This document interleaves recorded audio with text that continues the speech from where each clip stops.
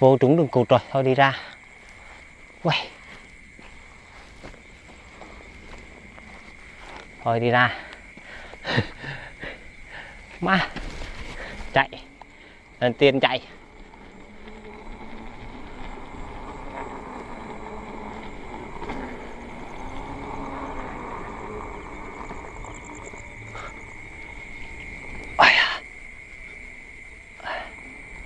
Nước. Cái hông này nước. Rồi. Ra thôi. Let's go. Ôi.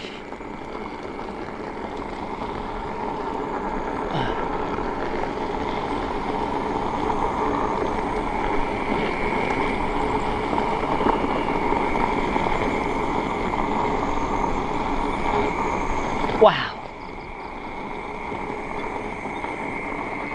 Wow, ai. Không chạy trong cái đường này thì nói chung là mình thấy có cảm giác chạy nó sướng. Thiệt chứ. Cứ về vùng quê chạy xe thì tuyệt vời rồi. Wow. Mỗi cái là sợ nó cái đèn này nó dọi thẳng mặt người á. Mình dán thêm một lớp bên trên nữa. Wow. Dán bên trên, lớp bên trên để cho khỏi chói. Đèn này nếu mà đi ngoài đường ấy là mình đường lộ là mình phải cho chúi hết cỡ xuống dưới khỏi chói mắt người ta. Cái đêm này chị. Quay ơi. Wow. Cái đêm thì sợ là có nhiều cái để sợ. Có nhiều cái không. Cũng máy cũng gần hết pin rồi. Tại căn từ đây về Sài Gòn nữa. Củ Chi về Sài Gòn cho nó đủ pin về tới nhà chứ không là toi á. Ui. Wow. Wow trời ơi đụng ma. Không thấy cái hố. Wow. Tí nữa là sắp mặt rồi. Hôm nay mình chạy qua chỗ đó mà quên, không nhớ ta. Wow.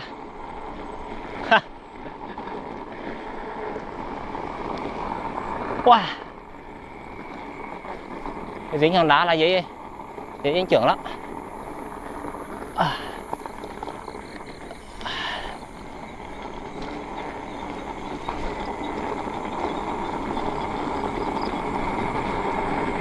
Rồi. Quá trời vịt thấy không? Đây vịt này. Đấy. Nằm đầy đường vô. Quá trời vịt luôn. Ui. Thiệt lâu, từ rất là lâu lắm rồi mình mới được chạy bữa đã như này. Ui. Chạy nó có cảm giác á. Thiệt sự là hồi giờ mình không có chạy kiểu này. Wow.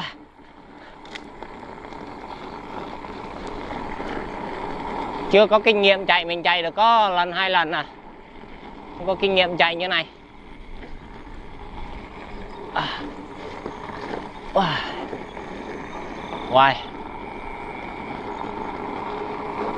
Trong này là không bóng đèn không gì hết á. Có lâu lâu thấy có người hoặc là có xe máy đi câu cá buổi đêm thôi. Vậy thôi à. Cái này mà té thì hơi căng ạ.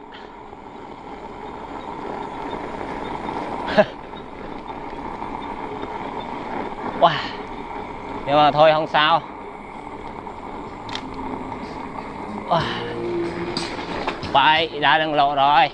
Đấy.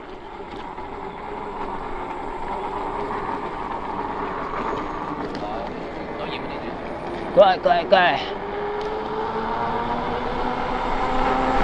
Thôi giờ trên đường về thôi. Đường xã hội rồi.